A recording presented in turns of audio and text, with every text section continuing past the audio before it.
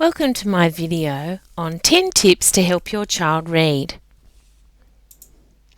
Number 1. Read to your child regularly. By reading to your child from a very young age, you can't underestimate how valuable it is to model to your children how to read. They are absorbing so much while you're reading. They're learning how language works, how sentences are structured, how a story develops, and they're also picking up a wide range of vocabulary. Read a variety of books. It's really important to read a variety of books because it gives them a broad range of experiences, not only in content, but in different styles and in non-fiction and fiction books. Model reading as a really enjoyable activity. As an adult, you should show that you love reading and then they'll want to do it as well. So make sure that you do lots of reading in front of your children and they'll see that it's such a valuable experience. Number 4, how to choose a book for your child. It's really important, I suppose, to be guided firstly by their interests. Let your child choose what interests them, if it's dinosaurs or fairy tales, but also include a good variety of different topics as well. It might be interesting to show them a few non-fiction books about how things are made and how things work, as well as reading lots of fiction books. It's also a good idea for a beginner reader to have a lot of pictures and maybe a smaller amount of text. How do you know which level to pick when your child is learning how to read? Well, most teachers use a running record system where they pick out of 100 words, they pick part of that text to monitor. When the child's reading to you, if they read between 5 and 10 errors, then that text is challenging enough, but it's not too hard and it's not too easy. So basically that's the level that they should be reading at. If they are reading less than 5 errors out of those 100 words, then maybe the text is too easy and that they could probably move on.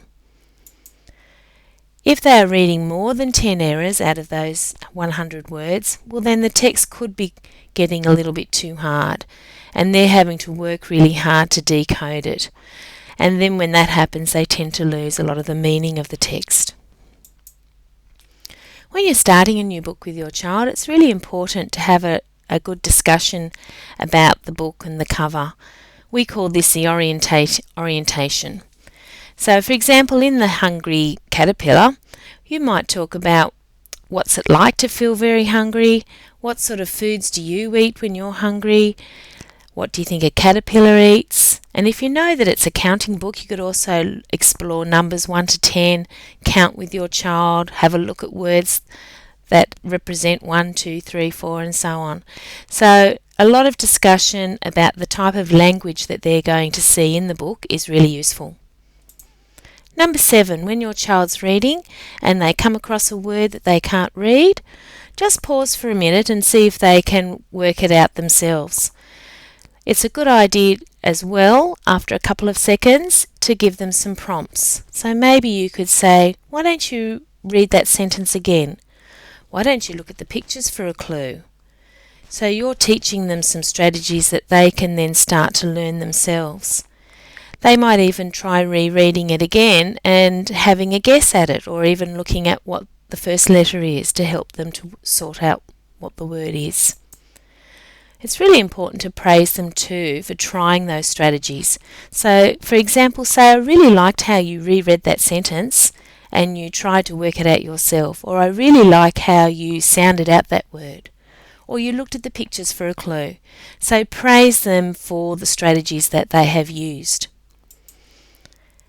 At the end of the book, it's really a good idea to check for meaning. See if your child can retell the story to you. If they can tell you what the story is about, they've understood what they've been reading and they've been able to decode the text as well as understand it. So discuss the themes that are in the book and then ask them some questions such as who, what, when, how, why, when, because that really helps you to see that they've understood what the story is about.